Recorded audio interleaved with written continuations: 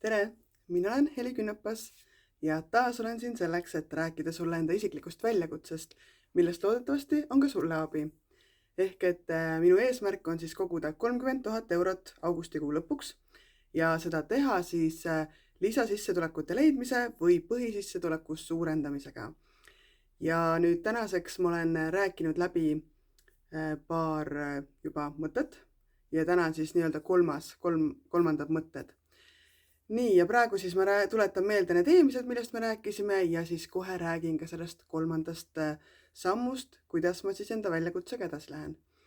Alustuseks siis rääkisime sellest, et kuidas leida või välja uurida, mida sa oskad, mida sa tead ja mis on see, mille eest teised inimesed oleksid nõus sellest raha maksma sinu oskuste ja teadmiste puhul. Näiteks minu puhul tuli nüüd siin paari nädala jooksul välja, et kõige suurem oskus, mida ma siiani väga ei kasutanud, oligi artiklite ja erinevate tekstide kirjutamine. Nüüd praeguseks on seis siis selline, et mul on kogunenud juba päris mitu erinevat uut koostööpartnerit, kes minu käest siis soovivad erinevaid tekste. Hästi vahva uudis ja selline mõnus koostööpakkumine tuli ühelt ajakirjalt, nii et juba märtsikuus võite sellest samast väljakutsest lugeda ühest ajakirjast, aga ma praegu ei täpsusta, enne kui see käes on ja täiesti tehtud on. Nii, ja siis teine asi, millega ma edasi läksin, oli ka koolitamine, mida ma samamoodi väga palju polnud varem teinud, vaid jupikaupa olen siis suurendanud selle mahtu ja Edu Akadeemia lehel peaks siis kohe ilmuma minu järgmine koolitus. Nii et Elisa Stage on siis see koht, kus nende koolitused üleval on. Nii, järgmine nädal siis rääkisime põhisissetuleku suurendamisest. Minu puhul on siis põhisissetulek mu kirjastuse kaudu tulev tulu, raamatute müük ja ka lugejatega kohtumised.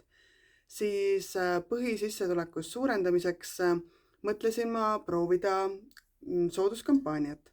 Kuna oli valentinipäev ja selline sõbrapäev, romantika, kõik sellised teemad, siis mina tegin sooduskampaania oma sarjale Mõni õhtu romantikat.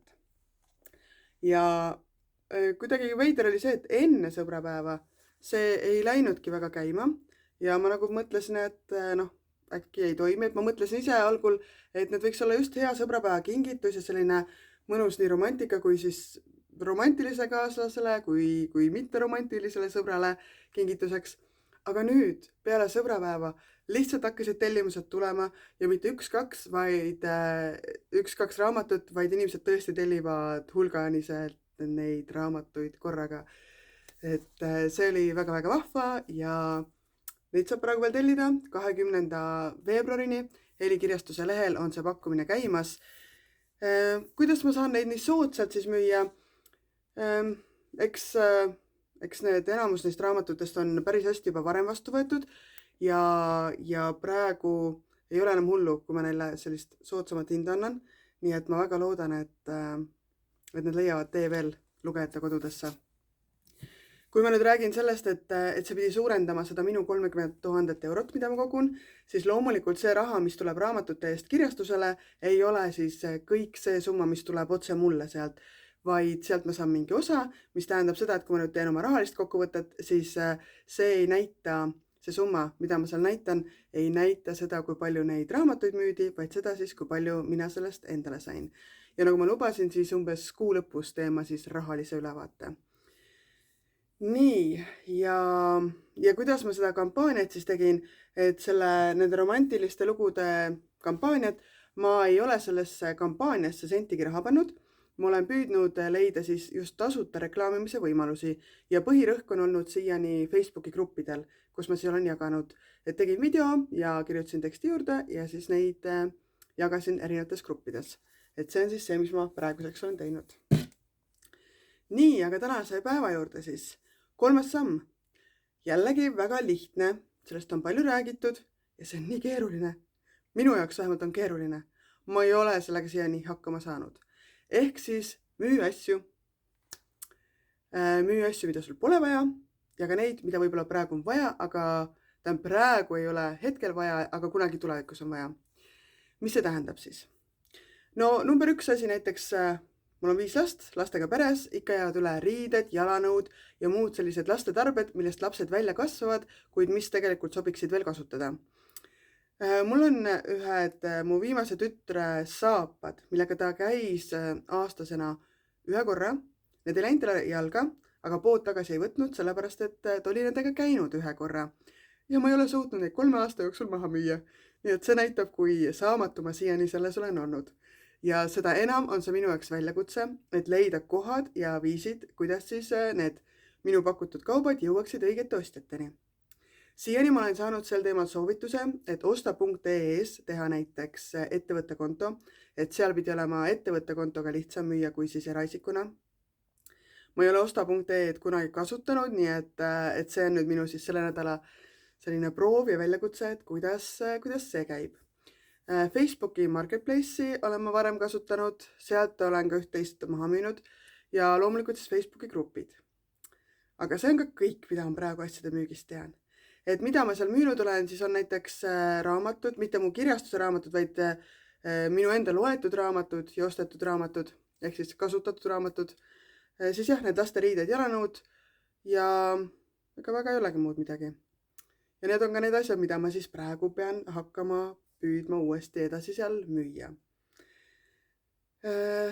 Üks korter on ka, Pärnu Jaagupis on üks korter müüa näiteks. See on mul samamoodi üleval Facebooki Marketplace'is ja Delfi kinnisvaralehel, mis iganes selle täpne aadress on. Aga samamoodi, seda ma ka ei oska praegu rohkem mujal kuskil reklaamida. Nii et müügitöö harjutamine on sel nädalal minu proovikivi. Üks asi, mis ma ütlesin jah, et müüa asju, mida ei ole vaja, aga samamoodi, kui on see hetk, kui sul oleks vaja kas rohkem ruumi või siis lihtsalt raha millegi jaoks hetkel, siis tasub üle vaadata kõik oma asjad ka selle pilguga, kas mul praegu on seda asja vaja. Sul võib seista midagi toanurgas sellist, mida sa pole ammu kasutanud ja võib-olla lähiaastatel ei planeerigi kasutada, siis on mõistlik see praegu rahaks teha. Ja kui sa kunagi hakkad seda kasutama, siis ostad uue. Jah, see ei ole selles mõttes rahaliselt mõistlik, kuna sa kindlasti ei saa tagasi seda raha, mida sa ise oled sinna sisse pannud. Aga teiselt poolt, kui see seisab seal, võib-olla lõpuks on ta sul katki või hävinenud, kulunud sellest, et ta seal on või juhtub, ma ei tea, mis iganes juhtub, et mõistlik on mitte hoida kodus asju, mida sa tegelikult ei vaja, tegelikult ei kasuta. Aga jah, minul ei ole hetkel soovitusi, kuidas ja kus täpselt müüa. Ma tean, et nagu turunduses ikka, on oluline jõuda sinna, kus käivad inimesed, keda sinu toode huvitab.